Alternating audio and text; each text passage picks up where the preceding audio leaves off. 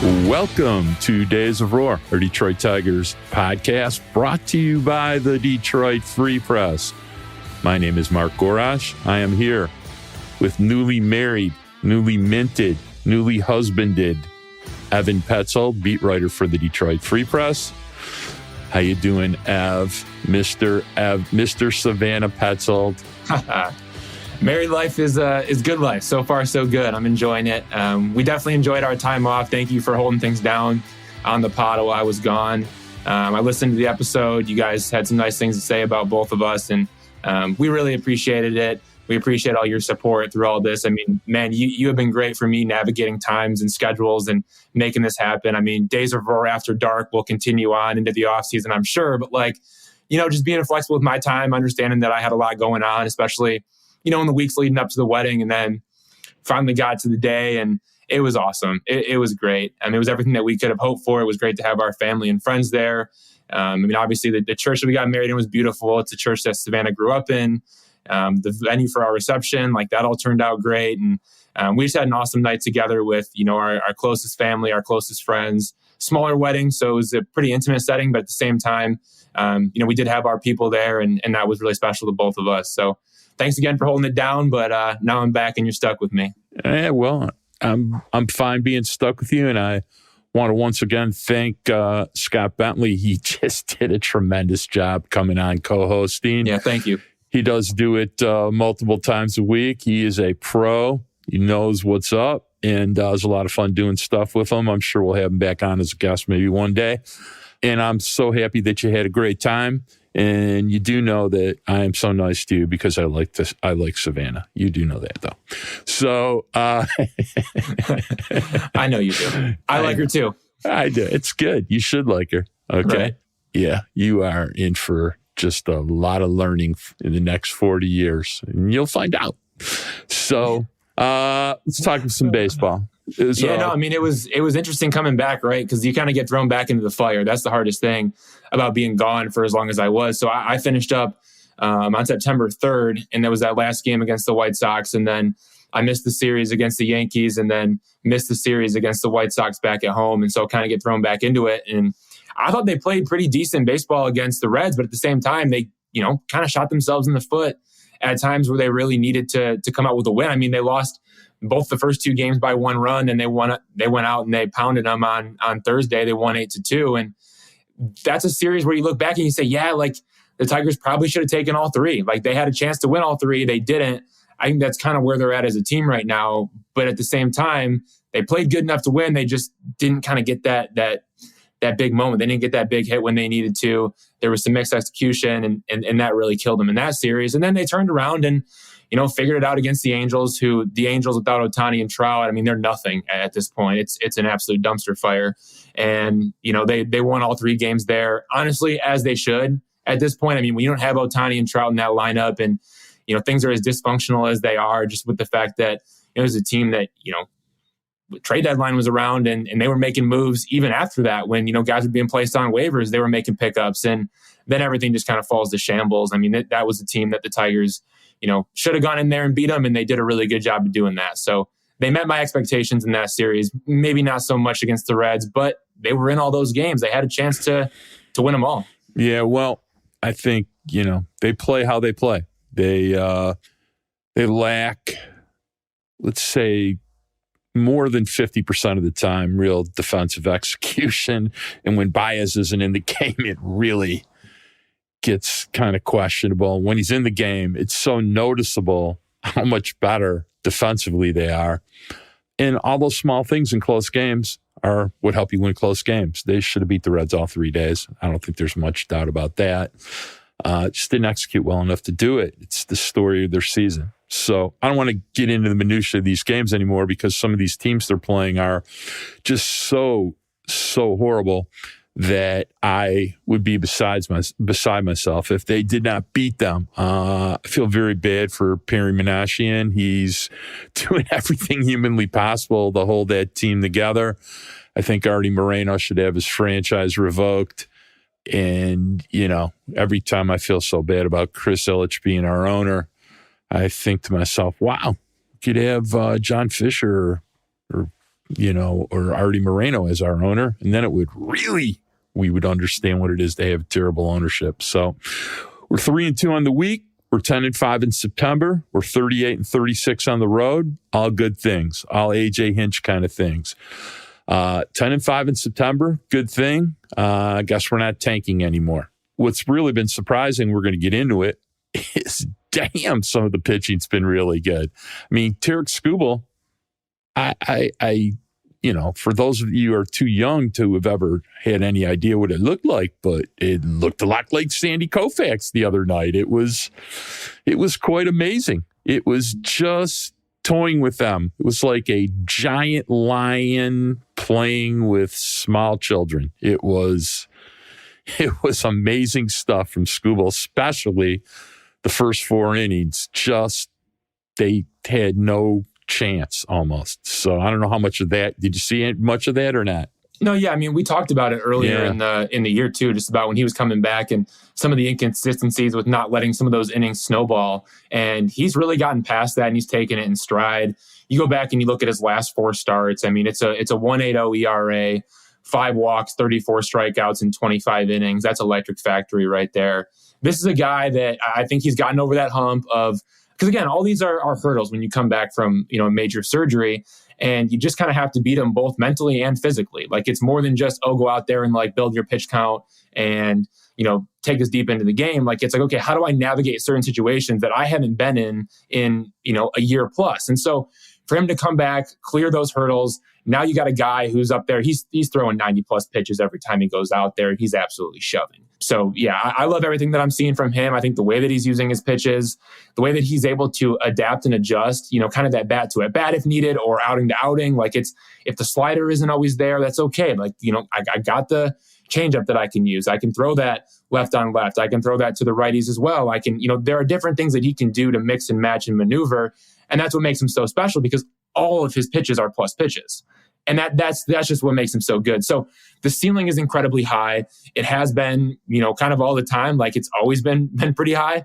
And, the velo where it's at, like, there's just so much to love about Tarek Skubal and what he's doing. What about in the first 2 innings when he was throwing 98, 99 to finish hitters off? Right, and I was just like they wanted to swing, but they couldn't even get the bat started, and it was just went off like a giant M80 in Roger and Mark, Smith. that's what makes him different, is because he has that extra gear. He can go there. And that's what makes him such a difference maker on the mound. Is, yes, all the stuff is nasty, of course. But not every guy can do that. Not every guy can sit, 96-ish and then really crank it up and go up to 99 if needed. Like, he has that in the tank. And that's what makes him so good. That's what makes him special. I love watching him pitch. I said it, I said it last season, at the beginning of the year. I said, hey, look, this guy's dealing. And it was before he got injured. It was before he had a couple rough starts, kind of around the injury and stuff like that. But it was like, man, this guy could win the Cy Young. Like, if he keeps this up. And going into next year, Tarek Skubal Cy Young watch. I think it's real. It has to be real, and it has to be on everyone's radar. It's even better now than it was in the first 11, 12 starts last year. It's more it's more sophisticated now, dude. In the fifth and sixth inning, I almost was mad because it was like he was bored and he was like, I need to work in some breaking balls here. I need to work in some breaking balls and some changeups. I'm kind of bored because they can't hit my fastball. So I'm going to see if I can challenge myself and get him out with off-speed stuff instead. And he did. And yeah, look, the Angels had 11 swings and misses on 15 changeups, on 15 swings on the changeup. So, they swung 15 times. They whiffed 11 times against the changeup. That's nasty. Ironically, what happened the next night when SGL threw? And he threw, I think, 9 changeups, and they missed 8. Yep. It was a totally different level of sequencing the next night from Sawyer Gibson Long. From Sawyer Gibson Long, and it's a lot. The Tigers have not had a pitcher that I'll explain it this way. They have not had listen. SGL has a pretty decent fastball. It has more on it than you're expecting, especially because he's setting you up with so much spin and change-ups. But they have not had a pitcher that got you out with what I call wiggle in a long time. And Gibson Long has a lot of wiggle. His fastball's got a lot of wiggle. That it's, wait until he learns how to use a four-seamer at the top of the zone to go with that sinker. And the sinker and the changeup just tunnel so perfectly with each other. And, he had 23 swings and misses. Yes, granted, he was facing a AAA team that contained maybe one legitimate major league hitter, unless you want to call Walsh a legitimate major league hitter, but he's not the Walsh of 2 years ago yet. No. The thing that we need to see, though, is teams are going to adjust to him, right? They're going to get the game plan. They're going to try to expose him. No, I know. I'm not saying that in a bad way. I'm saying that in a way that I think he's adaptable because he's able to mix his pitches and he's able to use, different secondary pitches as weapons. Like, I think that's the good thing. I think that makes him, like, when you look at his floor, like, I see him as a floor of like a number 5 guy in your rotation. And that's really good. I think the upside is even higher than that. Tarek Skubal, I think his floor is like a number 2 in your rotation. And I think his upside is like, Cy Young caliber type dude, which I think that's kind of what he is. But that's encouraging. And I know we got to get to that later. We got to get to the big two. But here's what I want to say to you. Like, when you and I talk about these things, a lot of it is what I call baseball minutia. It's like two chefs.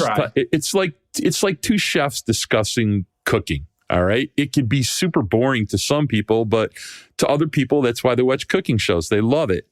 The idea of, Gibson Long and Skubal being paired together in a rotation, one after the other, that's what I'm talking about. That's two totally different styles that are really difficult to hit, that are on consecutive days, that leverage each other. That's what thinking. But that's what I love, though. Do. That's stuff. Yes. But that's just a ton of stuff. You're throwing a ton of stuff at teams, right? Whether it's Tarek Skubal, just a ton of stuff, like overwhelming. Sawyer Gibson Long, like the stuff so far. I want to see more out of the fastball and see kind of how he mixes and matches moving forward. Teams will adjust. They will eliminate certain pitches if they can, and they will try to take advantage of him. Let's see how he adapts to that. But Reese Olson, he might have the best stuff on the entire team. Like, he might have the best just raw stuff on the entire roster. He doesn't have the fastball that Tarek Skubal has. No way. But just from a pure secondary stuff, he might have the best that the Tigers have. So, like, with those three guys in particular, and we'll see what Casey Mize is when he comes back, you are throwing a ton of stuff at teams. That's why I'm not as high on Matt Manning anymore. Like, I really like the potential, but at the same time, there's just not a lot of stuff there. See, I feel differently about that than you. It's a different way of pitching, but I like how difficult he is to hit, but at the same time, you're starting to get when you have Reese Olson, SGL, Casey Mize, and Matt Manning, you're getting some redundancy in of three of those guys. There's some similarities in style. Okay. Gibson Long is a unique style. The other three have some crossover in style. All right. So what you have to make a decision about, and we're going to talk about this a little later, is I'm not sure what their targets would be, but I'd be listening if people wanted to have a discussion about Matt Manning. I'd be listening. It's hard with the injury history, though. That was the biggest. I disagree with you about that in only this way. Okay, as an example, take a look. But it does decrease the value. That's the point that I'm making. But take a look at it. I don't think it decreases value as much as you may think, because teams that are shrewd, that like stuff, they tend to overlook that more than you think. Because, all right, take a look at the type of pitchers that Tampa deals for. Look at Eflin this year, who's a guy who's never been anything but hurt. He got the biggest contract from Tampa they've ever signed for a free agent. Look at the year he had. He's never been healthy. Okay. When they traded for Tyler Glasnow, never been healthy. All right. still not healthy, but they dealt for him and optimized them. Good team. Look, Rodon, Yankees signed him, had an endless stream of arm injuries. He's been right. But Mark, terrible. My point is that San Francisco signed him. Yes, Rodon's been terrible this year, but I still think he'll be good next year. But F1 has stuff. That's my point. I'm sorry, but my take on Matt Manning is and this even goes beyond the injury stuff. And we don't. I feel like we don't need to dig too deep into this. But right. The reality is he doesn't have a lot of stuff. Zach Eflin goes out there and he 26% strikeout rate, something like that. He's up there. Go look at it. Go look at his Savant page. It's a lot of red, which is good. You want red. You don't want blue. And Matt Manning doesn't have any swing and miss stuff. So the question is going to be: does a team think that they can optimize him to get that out of him? Yes. Well, you know what? The Tigers have been. Chris Fetter's been trying to do that for the past 3 years and hasn't been able to do it. So he gets people out, dude. That's the basis. It's at the genesis of how you look at it. The other thing I'll say to you, and it's a bad comparison, but it is something to keep in mind. Go look at Justin Verlander's strikeout rate in 2006. Go tell me what it was, okay? Because it was under 7. But Matt Manning's not Justin Verlander. Let's not play games But here. what I'm saying to you is guys, as time go on, that have decent stuff in elite extension learn how to finish hitters off to strike them out. Maybe, but the expected ERA and the regular ERA, they are not closely aligned with Matt Manning, which tells me that he is hittable. But I get what you're saying. I'm just saying, and that was not a knock at Chris Fetter either. I think that if Chris Fetter can't do it, I don't know if anybody can do it. Well, all I'm saying is that, when it comes to Matt Manning, he is a very arguable pitcher. You can take a lot of directions in the argument. All right, let's get to the big two. That was fun discussing some of that stuff, and some of this stuff we are discussing is going to be in the big two. And now we're gonna, and I want to clarify when I ask you this question in the big two. I am not casting aspersions on how good a player I think Max Clark would be. Okay. Oh, we're going here, aren't we? You got to ask some questions because it is fun. All right. Big two, question number one. You ever wonder what 2024 would look like in a full lineup if you had Colt Keith and Wyatt Langford to the existing lineup? So I want you to think about an outfield of Wyatt Langford, Parker Meadows, and Riley Greene. And then I want you to think of a lineup that has Kerry Carpenter and Justin Henry Malloy. Where does he fit? Well, I think Kerry Carpenter, I think that if I had Wyatt Langford, I'd be worried about playing Justin Henry Malloy about as much as Elon Musk is worried about getting another billion. So, I wouldn't be too worried about Justin Henry Malloy if I had Wyatt Langford, to be really well. If Wyatt Langford was in the Tigers organization, I don't think he would be in AAA right now, which has just happened. So I want to say that first and foremost, just based on the Tigers' trend of their development process and how they're pushing guys, and how quickly or not quickly they're moving guys up the farm system. He played 3 games in rookie ball, 24 games in high A, 11 games in double A, and now Wyatt Langford has been promoted to AAA. And how's he doing? How's he doing so far? He's been hitting the piss out of the ball, as they would say. He's gotten over 1,000 OPS. Yeah, of course. He's walking a ton. He's hitting for power. He's hitting for average. It looks really good. I think there's been 2 deaths. There's been 17 people fainted. He's hit the living daylights. So for people who don't know, just to make sure they all understand, the Tigers had the number 3 overall pick in the 2023 draft. They went with Max Clark, a center fielder, a high schooler, young kid, obviously. Going to have to work his way up. It's going to take some time. But by going with Max Clark, they passed on Wyatt Langford, who went number 4 to the Texas Rangers. The Rangers are very clearly in win now mode. Their lineup is loaded. Go check it out. And Wyatt Langford's going to look really good on the Texas Rangers in 2024. Would he look as good on the Tigers in 2024? Yeah, maybe. But we'll see how that all pans out. I don't like to play the game of what if, because I think it's kind of bullshit. You go back and you look at. I think it is. I think it's fun. I think it's, and I think in this particular case, why it's so much fun is because 60 days ago they had a chance to do this, and they took another tact. Okay, but let me bring up this point really quick. The Jackson Jobe, Marcelo Meyer conversation. We had that conversation 5 months ago, and it's like, oh, Marcelo Meyer all day. Like, they should have picked him, of course. And I still feel that way. And I did a little homework on this because I knew that we would have a talk about this tonight. Do you though? Yep. Because Marcelo Meyer's injured, and he hit 189 in AA in 43 games. Right. He also hit over a 900 OPS in high A before they promoted him, and he was hurt for 100 at-bats out of his 160 at-bats. What's more challenging, AA or high A? Well, of course, AA, but my point is that, I will take, how about this? I will take a 4-WAR shortstop over a 4-WAR pitcher any day of the week. Not that there's any difference between the 4-WAR, but the bottom line is they're pretty hard to come by, and you got to switch. I like Marcelo Meyer, but what if he's not a 4-WAR shortstop, Mark? Well, what if Jackson Jobe is Casey Mize? Right, but what we're looking at right now, from everything that I'm seeing right now in this present moment, which is exactly how we have to evaluate this, because we don't know how it's going to turn out 3 years down the road. We have to look at where we're at right now. And right now, you got to feel much better about Jackson Jobe than you do about Marcelo Meyer. Whereas 5 months ago, you feel better about Marcelo Meyer than you do about Jackson Jobe. That's just how this goes. Wait a second. That's how this goes. Yes. Of course. Do I? Because do you? Marcelo Meyer hit 189 in 43 games in AA, and now he's hurt.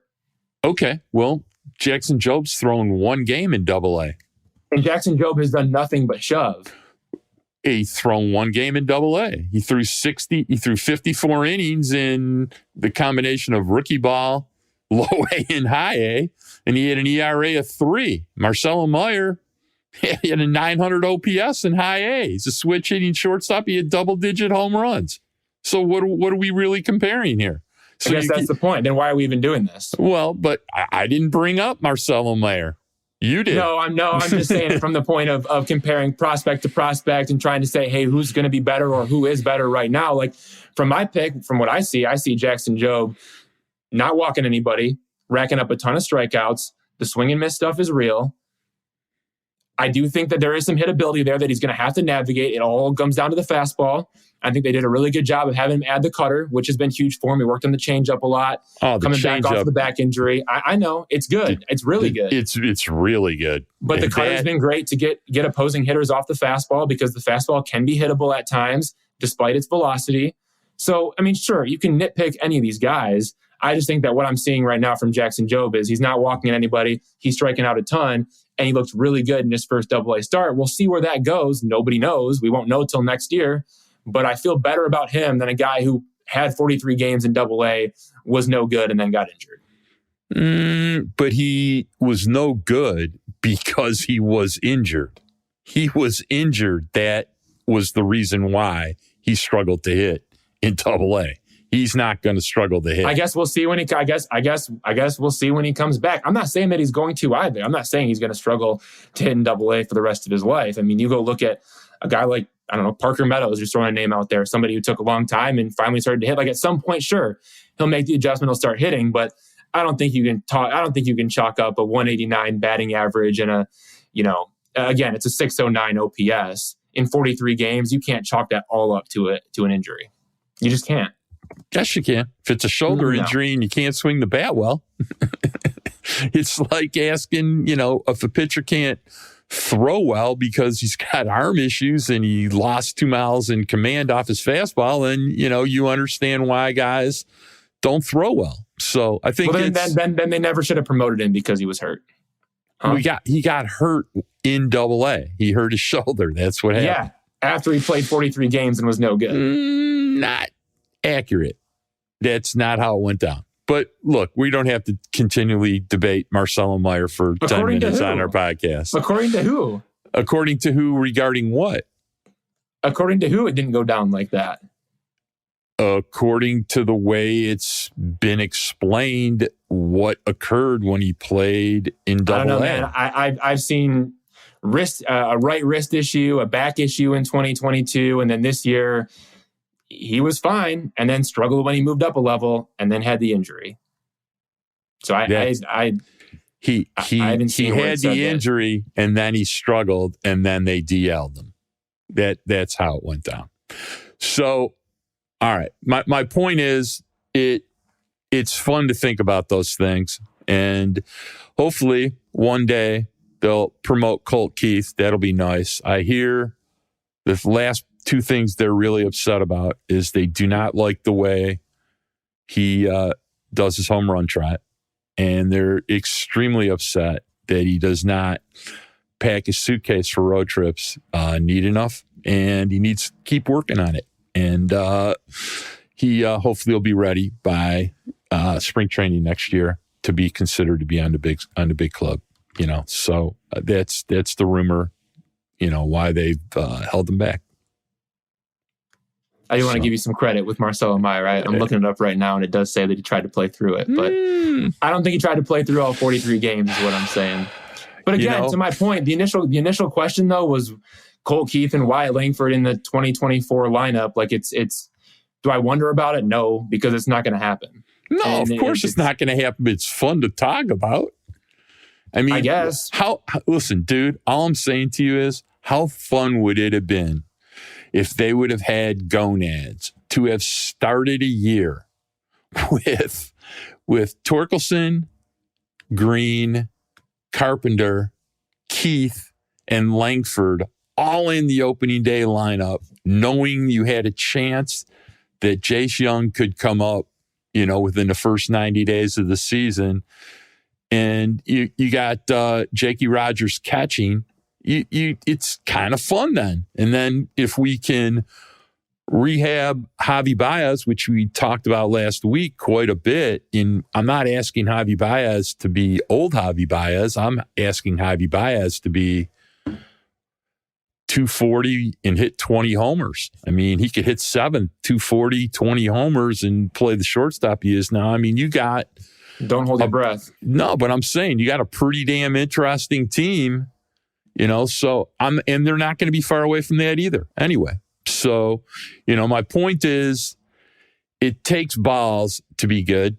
And all I hear about is calculated risk. I haven't seen one yet. It's like, I'm afraid to fail. What happens if somebody does bad? Okay.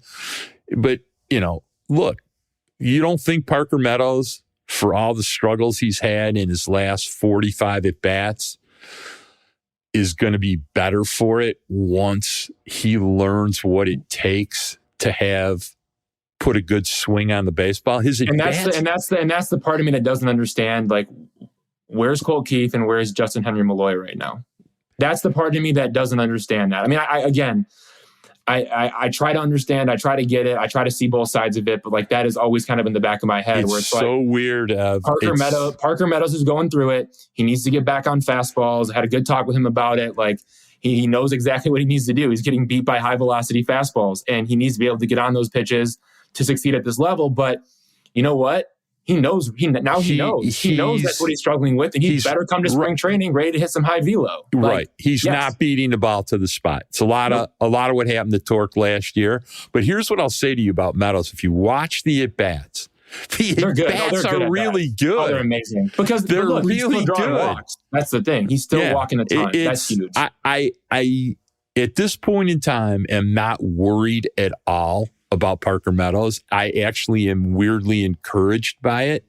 And, to say that all the other things that he does, the defense is just, it's almost unfair sometimes watching him because he makes difficult things look so routine.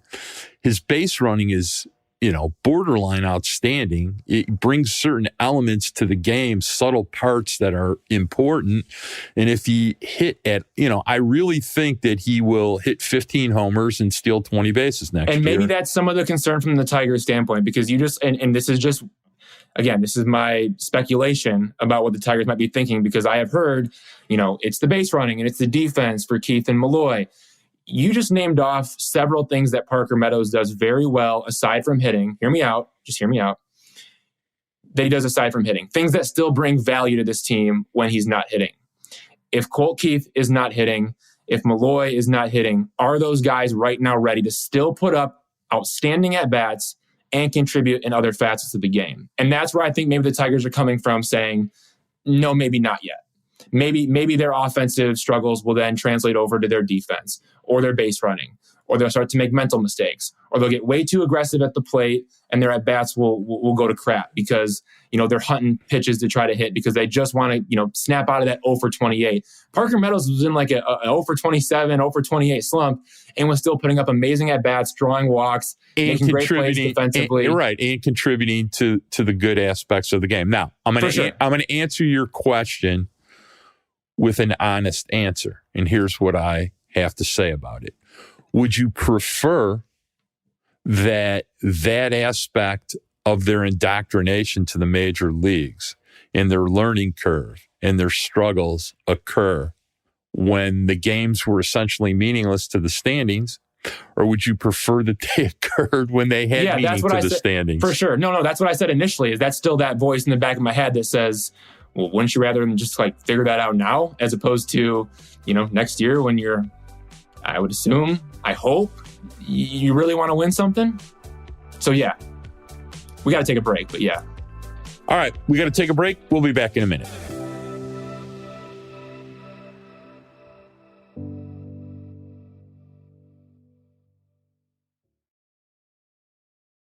All right, let's get to second question, the big two. All of a sudden, there's rumors that Scott Harris wants to name a GM. So it's come out of nowhere. Nothing comes out of nowhere for no reason. The only place I really saw it was from JP Morosi. And God knows I love JP Morosi. I can't remember the last time he broke a story, but okay. So he started talking about it. So my ear to the ground, my Dick Tracy, my man in the know, Evan Petzold. What are you hearing? I've been a little unplugged, man, because of the wedding. But look, I think this is something that's been ongoing. It's not something that was active during the season where, hey, okay, we're putting on this full court press to find a general manager. But at the same time, it's you don't think Scott Harris is at a short list since the day he was hired of guys that, he wants as his general manager at one point. I do think that there was an evaluation period of filling out the organization. I think you do have to kind of get in there. You have to see what you have. You also have to see where your weaknesses are and identify areas where, okay, I'm going to need some help here. Or this is maybe, and again, not trying to knock on Scott Harris or anything like that. But at the same time, I think, nobody is a perfect human being. Nobody is a perfect president of baseball operations. That's why guys lose their jobs in this game, right? So you have to identify the weak spots both in yourself and in the organization and say, okay, where do we really need to amp this thing up? And so now we're getting to that point where the season's coming to a close and it's about time to make a hire at some point. You want to get that guy locked in, preferably before the offseason gets started. So am I surprised to hear any of this? Absolutely not. This is kind of how Scott Harris has laid it out. Hey, I'm going to take the season. I'm going to evaluate. I'm going to see what we have. I'm not, searching for a GM right now. I got to worry about the draft. I got to worry about the trade deadline. There was stuff that he had to take care of. But now it's about time to make that move. And, there are some names that kind of stand out to me. I have no idea if these guys are being considered. This is purely speculation. But there's a list of dudes that kind of make some sense for different reasons. And I'm interested, Mark, to know, after I name these guys off, what do you think the Tigers need? Where do you think, as somebody who watched from the outside, who has that fan perspective, and I'll give my 2 cents on it as well, but where do they really need help moving forward? And some of the names that jump out, Zach Manassian, Perry's, Perry, right? Brother. He's somebody that's, vice president of professional scouting with the Giants. I think he makes a ton of sense because I think the Tigers need help on their professional scouting side. I think they cleaned up the amateur scouting side. They already have that in place. I think Ryan Garko does an amazing job with the farm system. He's locked in. You got to feel so good about Ryan Garko. You feel really good about the combination of Rob Metzler and Mark Connor handling the amateur side of things, but you really need somebody, I think, in professional scouting who's going to beef that up and really give you an advantage when you're looking to make, impactful trades. And also when you're looking to pull off those blockbuster deals. I think somebody like Zach Manassian could be huge for this organization. Other guys on the list that make some sense for different reasons, Matt Dorey, who's been with the Chicago Cubs. He's done a lot of everything. Right now, he's currently, I think, the VP of player personnel, but has an amateur scouting background, also has a short stint as a farm director there with the Cubs. Andrew Bassett is another name from the Cubs who might make some sense. He's been there since the early 2010s. He's now the director of pro scouting and a special assistant to the president and general manager. He could make some sense because he has that, pro scouting background. He's been working in that department. Again, that's the area that I think the Tigers need some help.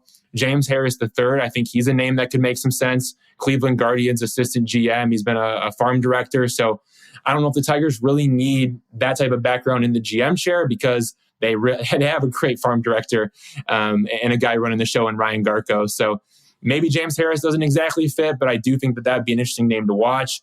He does have a fascinating background working with the NFL. And then obviously there's Chaim Bloom. I don't think that's happening. He was recently fired by the Boston Red Sox. I just don't see him, working as a general manager under a president of baseball operations, like not any day. I'm not even having that conversation. Okay. I think he would have been great with the White Sox, but anyway. I think that was the guy the White Sox should have hired. I wanted Ilitch to hire him in 2017. But anyway, Mark, I just threw a ton at you. Like, where are you at? But here's what I was going to say to you. First of all, was that an unbelievable list? My partner just threw down on that list, okay? He was bringing the heat. And please edit that out. That was a great list. And Zach Manassian makes a lot of sense. Like, I think it makes a ton of sense. Here's what makes a ton of sense to me. I think Scott Harris's strongest suit, okay, is data analysis, trend analysis. He's really, really good at that stuff. He's a pure analytics, borderline genius. What I really think they need to bring to the table is a scouting eye.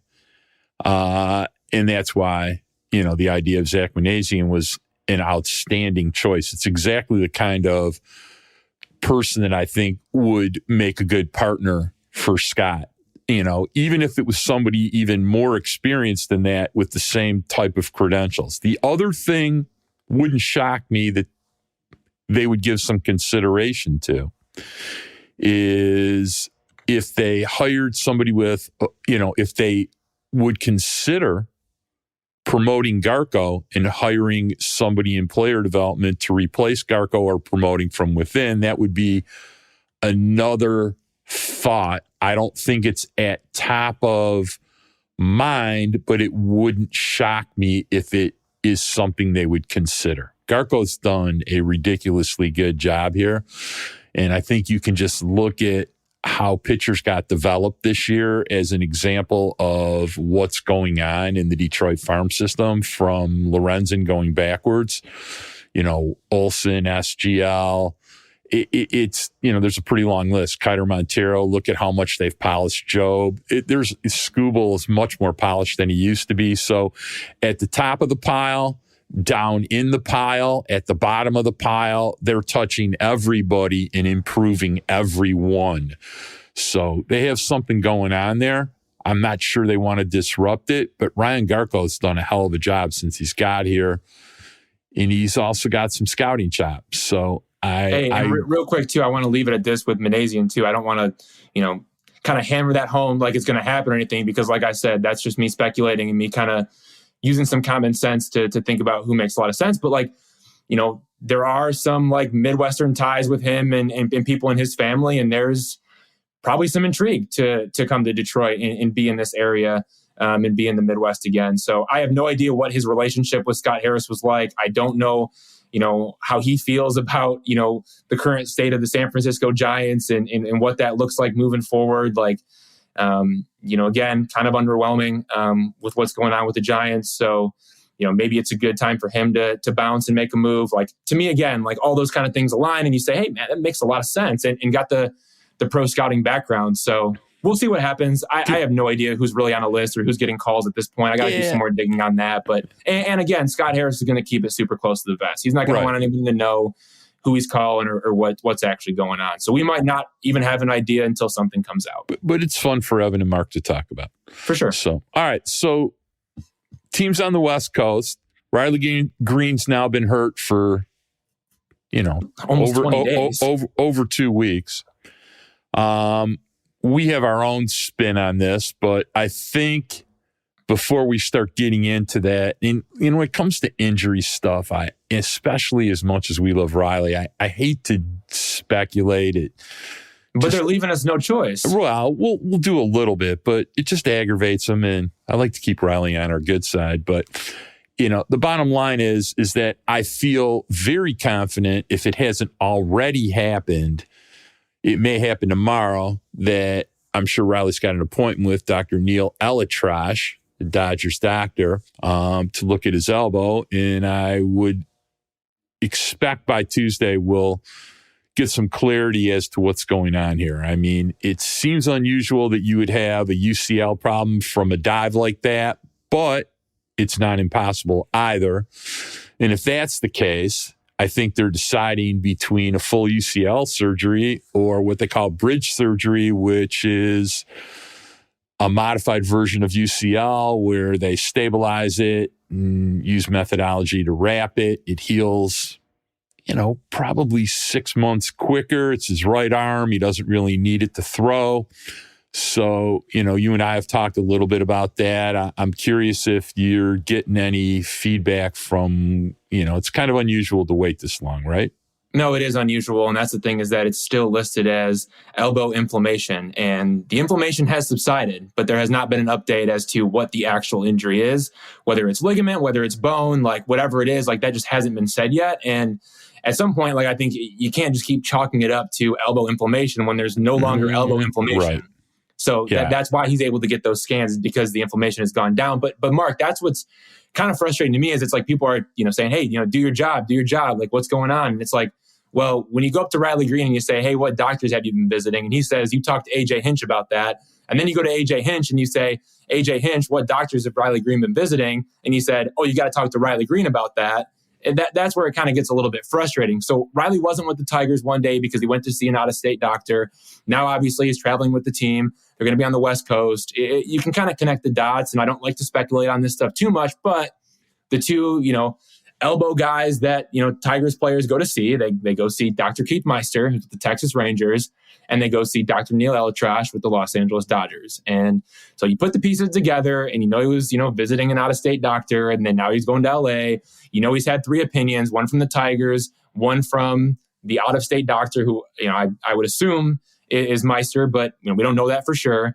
And then he's getting a 3rd opinion coming up soon that he's looking forward to getting. And you would assume that he's going to do that when he's in LA, and that could be Elitrash. But again, it would be a lot easier if he just said, hey, look, here's who I'm going to visit, and this is why I'm going to visit. We need to figure this out.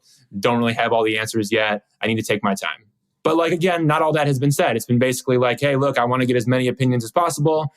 That's never a bad thing. I totally agree with that. From a player standpoint, I think you get as many opinions as you want before you make a big career-altering decision. But again, we're just kind of all left in the dark, and that kind of leaves us to speculate, which I hate doing. But you kind of have to sometimes when you're stuck in a bind like this. I hear you. We're going to know by Tuesday. It's not worth worrying about too much because we're going to find out in 48 hours. No, but just so people understand the process and how kind of all this works sometimes. Sometimes it's pretty point blank. Like the Matthew Boyd, you see the injury happen on the field, and it's like the next day, hey, he's going to get a visit. And after that, it's like, okay, boom, it's Tommy John surgery. He's done. All right. Well, like I said, we're going to find out Tuesday. So talk to me about what you're hearing about Casey Mize. I know he threw a bullpen. I assume he's going to go and throw a live BP again here next. Is, to the best of your knowledge, that's what they're going to try for round 2 on that? Yeah, sounds like that's the game plan with him. His next step is going to be another live BP and getting that going again. It's been a while, obviously, since he's thrown a live BP. He had the one where he had to shut it down early because he was feeling some fatigue, and he was not concerned about it at all. The Tigers gave him a quick rest period, and he was right back at it with those bullpens, and they were just regular bullpens, and now he's going to dive back into the live BPs, it seems like. So he had, I think, 3 regular bullpens after resuming his throwing program. And I believe the next, session that he's going to be, doing coming up is going to be the live BP. So at this point, like where the Tigers are at, it's just, hey, we're not going to get this guy into a rehab, assignment anymore just because, you run out of time in the minor leagues and the season ends. But their game plan is like, look, October 1st, which is the last game of the Tigers season, like that doesn't mean anything for Casey Mize. That does not mean anything for him. They want to get his volume built up to where they both feel really good about him going into his offseason program. So maybe that takes, maybe that goes until October 5th. Maybe that goes until October 7th. I don't think it will go, much later than that, past like the halfway point of October. But point is they want to get him built up to where they can feel really good about him jumping into an offseason program and being 100% ready to go, into the 2024 season. Just to kind of backtrack and talk about what they initially had planned it was like, okay, the day that he ended that live BP, was supposed to go like 20 to 25 pitches. The next time out would have been more like 30 to 40. The next time would have been closer to 50, and then probably introduce in the games in the competition. Now, because of the fact that he had to shut it down, he wasn't able to do that. And so now they just want to get that volume up. That's the big goal. And as long as he can do that, I think both sides, Casey Mize and the Tigers, are going to feel really good about everything going into 2024. It's a good thing that he pressed pause when he did, because you know what? You try to pitch through that and you try to get back and you try to fight for the rehab assignment, you could wind up in a really tough spot. So I think you got to tip the cap to Casey Mize for the way that he handled that. Trusting his body, knowing when to shut it down, knowing that then he could ramp it back up and build some volume before the season ends. And none of these setbacks are unusual, and totally normal under a pretty big microscope. And I don't think people should be too concerned yet about any of it. I also think I'm still so excited for him to come back. Me too. And I think that what will transpire the rest of this year is they're going to work through these BPs again. Then I'm pretty sure there is a fall player development camp that happens in Lakeland for all the minor leaguers in early October, if I remember this correctly. You correct me if I'm wrong. No, yeah, you got it. And he lives in Florida, so if he's got to finish up there with some extra lives there, or get him a sim game, or I don't know how they're going to do which is exactly what I think will happen, because they do play some sim games down there when they're doing this stuff, and I would expect he'll get plenty of other opportunities to throw live in Lakeland in October, and they'll probably welcome the opportunity to give him a shot at doing that, and then he'll go into a normal off-season rehab. So as far as Casey goes, I think he'll be fine. I think his off-season will be pretty normal, probably get a lot of work in October in the Player Development League, and I think we should all be excited for 2024. All right? I want to talk a little bit about Matt Vierling, but first, we're going to take our last break. We'll be back in a minute.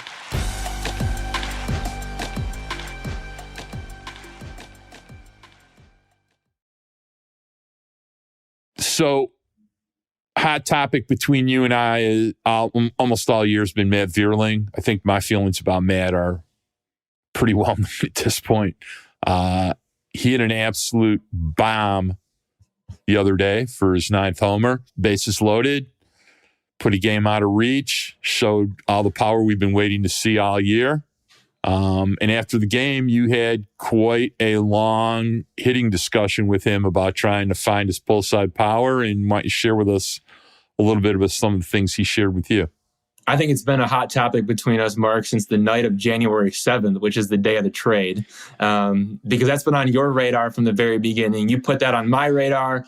I put some Nick Maton stuff on your radar. You put some Donnie Sands stuff on my radar. So we've had a good back and forth about this for a while. And the big question has been like, this guy hits the ball so hard, but why is he not hitting home runs? And I dug into all the data, and some of the data, like it's all back in a story that I wrote back in January. And listeners, you go dig that up if you want. Like, the root of the problem is the guy hits the ball hard, but does not hit home runs as many as he should.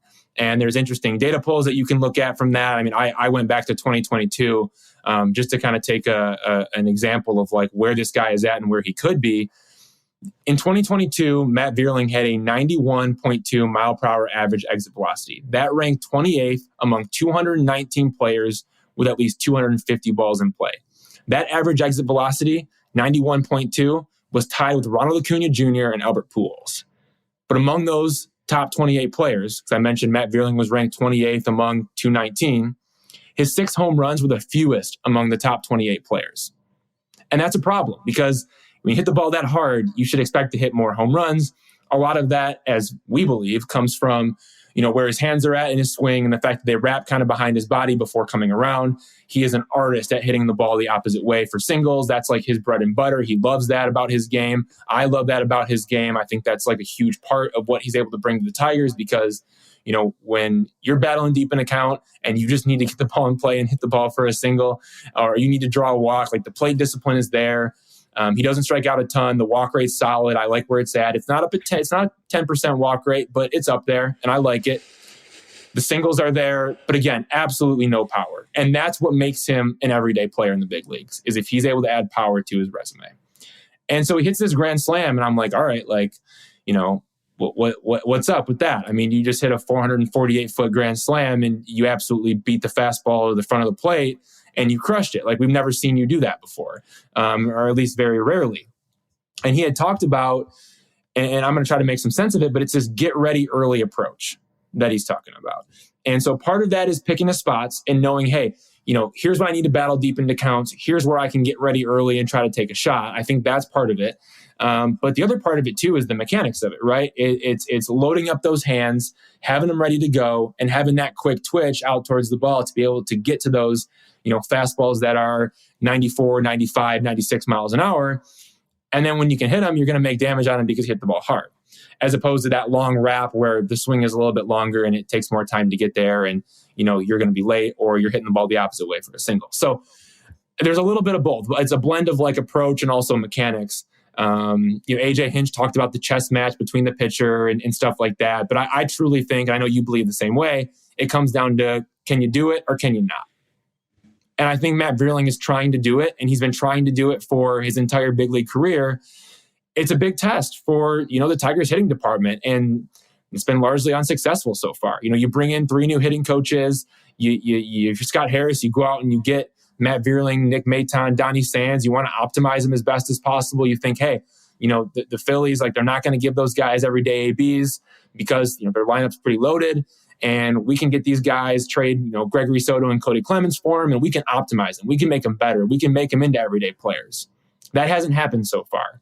But if Matt Vierling is able to get into that pull side power and he's able to hit, 15 home runs, he becomes a guy that's in that conversation of like, hey, this is like an everyday player. He could be a corner outfielder for you, every single day. And so far he hasn't done it. So that's the big question, right? And it was nice to see him do that. It's nice to see that he's focused on that. He's trying to do that. That's like intentional now, whereas in the past he wasn't really thinking about this whole get ready early type of feel to a swing. Now he's thinking about it. We'll see if that pays off. I don't think we'll know until next year, which is the sucky part of it, right? Like, you kind of wanted to figure that out this year. He's gotten a ton of at-bats. So sure, like, is loading up, being ready to go going to work? I think so. But again, if you're loaded up, you're ready to go, maybe you're cheating that fastball a little bit, then you're going to give up, some of your other skills, which is, the single to the opposite field. So it's a delicate balance, and we'll see if he can find that middle ground. I'm not so sure he's going to be able to, but I think, being intentional about it, trying to do it is definitely, on the right track, wouldn't you say? Well, I'm going to say a couple things here. I'm going to try to use diplomacy, which is not normally my strong suit, but be nice. Here's what I got to say about it. Has all the athletic ability in the world, but you can't run into one 3 times a year and tell me you have, the swing plane or the capacity to do it. When you run into them 3 times a year, those are accidents. Those aren't possibilities. So if you said to me it could take him 5 years to really learn how to get his pull side power more developed, do you want to waste 2,000 at bats trying to find out if he's going to get there, or would you rather sign Hunter Renfroe and know you're going to get 27 homers and 85 Why? So by RBIs? the time he finally figures out he's a free agent, I mean, that's how it would be if it really took him that long, right? Like, so I mean, my feelings about Matt are pretty clear. I think he runs real fast and he can't steal bases. I think he doesn't play a great center field. I think he doesn't really hit home runs. I think his specialty is hitting the ball hard to right field when nobody's on base. And I think Jose Iglesias has a similar OPS and more home runs in a season than he does. And I'll just let the resume of all that speak for itself. So, but don't you appreciate that he's trying?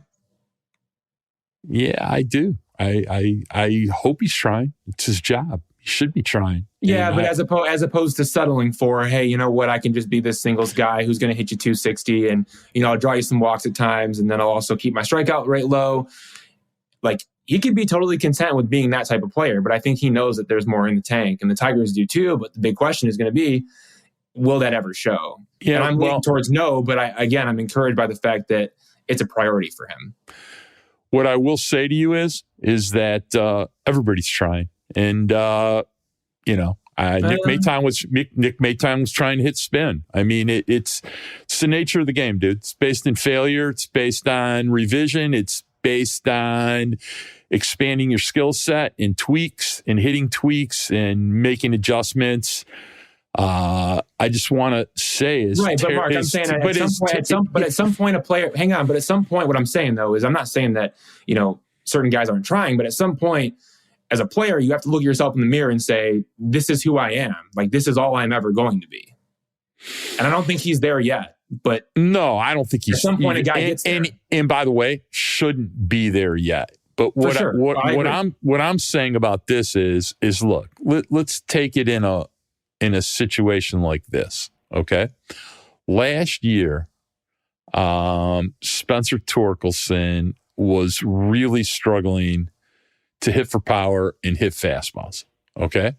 And he still managed to hit 9 homers in 404 plate appearances, all right? And it was considered a colossal failure.